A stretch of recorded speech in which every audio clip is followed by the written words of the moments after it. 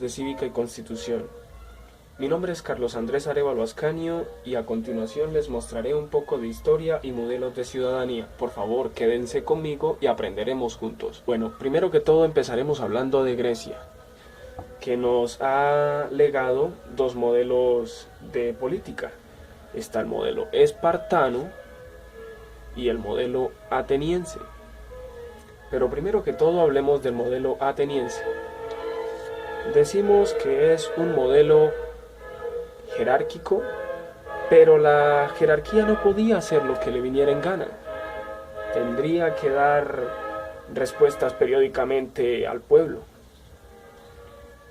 Político, vemos que cada época es representada por una figura pública. En este caso hablaremos de Solón, quien pensaba cambiar y lo hizo la timocracia por la aristocracia. Luego llegó Clístenes a finales del siglo IV. Quería un régimen mixto en donde se aplicara la aristocracia y la democracia. Bien se vio reflejada la ley del ostracismo, que decía que la asamblea podía desterrar a una persona por 10 años para prevenir el abuso político. Luego vino Pericles, quien quería una democracia radical, anulaba la división de poderes para la asamblea. Esto quería decir que la asamblea tendría funciones legislativas, ejecutivas y judiciales. Se supo que la muerte de Pericles fue un declive porque su poder quedó en manos de demagogos populistas. En Grecia, como ya lo había dicho, tenemos el modelo espartano, democracia, y no tuvo tanta relevancia como el modelo ateniense, pues adoptó políticas de conquista en donde los militares eran lo más importante para el modelo político y los ciudadanos. Encontramos numerosos personajes en Esparta, aunque no tanto como en Atenas. Es en el caso de Licurgo, en el siglo VIII a.C., quien cambió el sistema de gobierno por el de la Asamblea Popular y Consejo de Ancianos. Luego tenemos a Roma, quien por su parte tenemos a los Graco, Tiberio y Cayo. Cayo amplió la ciudadanía a todos los latinos que vivían en la península itálica y sus colonias. Luego viene la época más importante, conocida como el triunvirato. Presentaron dificultades motivadas por la Constitución. En el 56, César, Pompeyo y Carso. En el Senado escogen a Pompeyo porque Carso habría muerto. Pero, ¿qué trae esto? De esta manera el Principado resolvió el problema de tener dos códigos legales en el imperio. 1. Los ciudadanos romanos incluyendo pueblos itálicos, y 2. Los habitantes de los pueblos conquistados, para alcanzar a ser ciudadanos. Luego, en el 444 a.C., Roma puso en funcionamiento que distinguía a ciudadanos de segunda clase y de primera clase. Y esta segunda clase no implicaba los mismos derechos que los de primera clase, como por ejemplo, no podían votar. En la época del Principado se produjeron 3 fases. La primera inicia con Augusto, que estuvo desde el 27 a.C. hasta el 14 después de Cristo.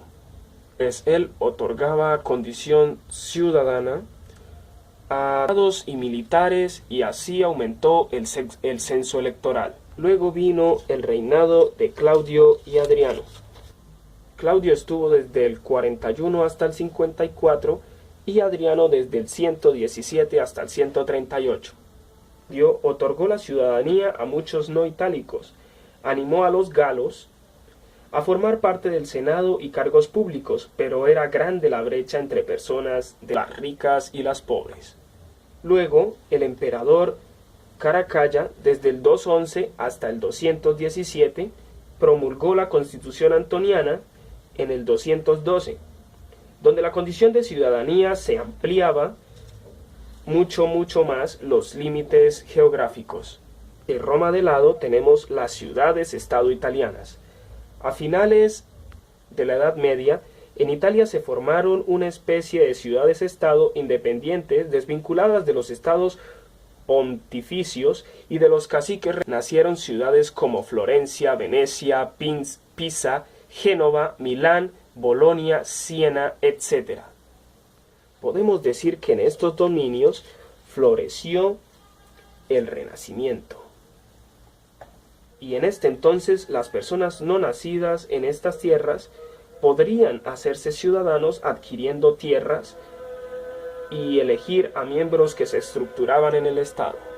Luego, dejando de lado las ciudades-estado italianas, llega la Revolución Americana. Se forman los Estados Unidos de América, diferenciados de los franceses. Se podría decir súbditos británicos para convertirse en americanos. Todo esto sucediendo en 1772.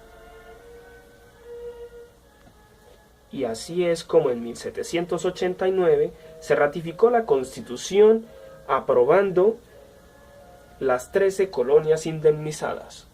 Pero los ciudadanos esclavos no pertenecían a una ciudadanía civil. Y allí es donde se conoce a la Quinta Enmienda, donde se incluyeron dos derechos. Uno, no incriminarse a uno mismo. Dos, contar con adecuadas garantías procesales. Luego tenemos la Revolución Francesa, que en 1789, de la Declaración de Derechos del Hombre y Ciudadano, estaban igualdad ante la ley, expresión de libertad, fin de detenciones discrecionales. Lo más importante fue una decisión tomada por la Asamblea Nacional en 1790, donde se eliminaban los diferentes títulos de rango social. Se fomentó el sentimiento de unidad. Emmanuel José Sieyès fue un pensador que influyó mucho en su punto de vista hacia los derechos del hombre y ciudadano, donde se distinguen los derechos civiles o naturales como ciudadanía activa, políticos como ciudadanía pasiva, donde todos no tenían el derecho a practicar de la ciudadanía política. Muchas gracias, esto ha sido todo por hoy.